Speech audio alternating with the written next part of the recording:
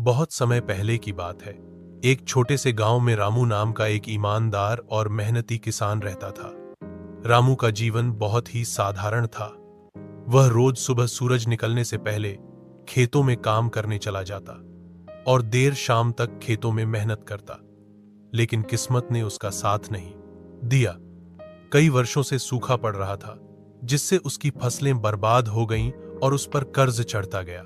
एक दिन गांव के पुराने पंडित जी ने रामू से कहा, तू पुराने पीपल के पेड़ के पास मत जाया कर बेटा, वहां रात को भूत का वास है।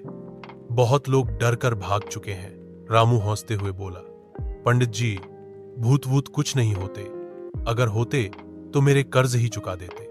एक रात रामू को नींद नहीं आ रही थी। वह परेशान था कि अगली फसल कैसे उगाएगा।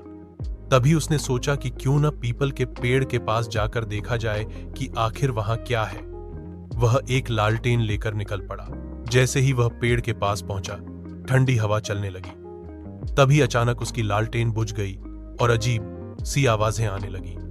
रामू ने जैसे ही पीछे देखा, एक लंबा चौड़ा काला साया उसके सामने खड़ा था, जिसकी आंखें आग जैसी जल रही थी। रामू डर के मारे कांपने लगा, लेकिन फिर भी साहस करके बोला, कौन हो तुम? भूत ने गूंजती आवाज में कहा, मैं इस जगह का रक्षक हूं। जो भी लालच या डर लेकर आता है, उसे मैं भटका देता हूं। लेकिन तुम अलग हो। तुम्हारे मन में कोई लालच नहीं, केवल दुहक और ईमानदारी है। रामू चुप रहा। भूत ने फिर कहा, मैं तुम्हारी मदद करूंगा, लेकिन एक शर्त है। तुम्हें इस खेत की देखभाल करनी होगी और इसकी उपज का एक हिस्सा गांव के गरीबों को देना होगा। रामू ने बिना सोचे मान लिया। अगले दिन जब वह सुबह उठा तो देखा कि जिस जमीन को वह बंजर समझता था, वहां हरियाली थी और फसलें झूम रही थीं। उसने उस जमीन को जोता, बीज बोए और वैसा ही किया जैसा भूत ने कहा था।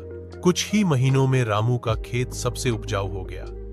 उसका कर्ज उतर गया और वह गांव के सबसे समृद्ध लेकिन विनम्र किसान बन गया।